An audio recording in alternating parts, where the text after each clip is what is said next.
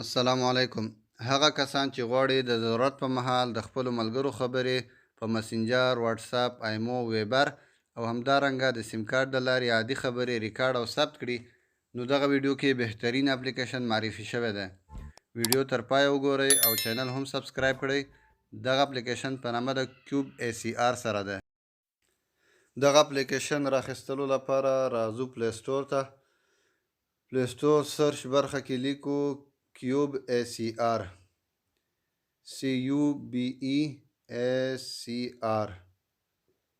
دغه وکې کوو، را پیدا که دلته انسټال وکې کوو، انسټال ته راځو. دغه یو څه وخت نیسي. دغه اوپن وکې کوو، یو څه سیټینګ لري مرحلې، دا به عملي کوو، بعد لږ له دې نه کار اخلو. دلته کته برخه کې نیکسټ لیکلی دی، دغه نیکسټ وکې کوو. دلته ګرانټ پرمیشن اجازه ورکوو چې زموږ موبایل کې کار وکړي. الاو بیا هم الاو. دلته انیبل اپ کنیکټر وکې کوو، بیا انسټال سروسز ته راځو. دغه لاندې انیبل اپ کنیکټر الاو. دلته انسټال سروس کې لاندې کیوب ACR کنیکټر دغه اپ ده، آن کوي. الاو کې کوو.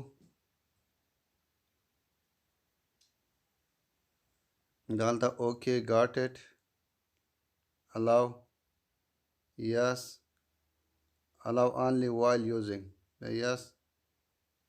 دغه د عادي ټلیفون لپاره، وټساپ لپاره، فیسبوک لپاره، همدارنګه ویبر، آیمو ټولو ته کار کې زموږ ستاسې خبرې ثبتوي.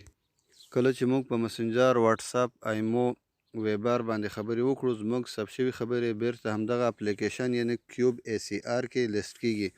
نو دغه وکې کوو. دلته لومړی برخه کې ما په وټساپ باندې 2 دقیقې خبرې کړي او په مسینجر باندې مې 8 سیکنډ یعنې ثانیې خبرې کړي. که غواړو دا بیرته پاکې کړو، ډیلیټ یې کړو، نو دغه پورتنۍ برخه چې 3 نقطې ورته لیکلي دا وکې کوو. دلته اخره برخه ډیلیټ یې لیکلې ده، ډیلیټ چې وکړو دا خبرې زموږ ستاسې بیرته ډیلیټېږي. همدارنګه فایل منیجر ته هم همدغه زموږ ثبت شوي خبرې هلته ځي. دغه فایل منیجر وکې کوو.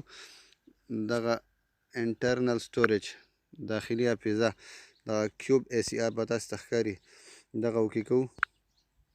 دلته آل وکې کوو. دلته دغه لومړی برخه د مسینجر فیسبوک خبرې دي، دومه برخه کې د وټساپ دی. همدغه ځای اورېدلی هم شو، پاکولی هم شو، بل چا ته لیږل کېږي هم. نو که ویډیو مو خوښه شوي، مهرباني وکړئ زموږ چینل در سره سبسکرایب کړئ. مننه.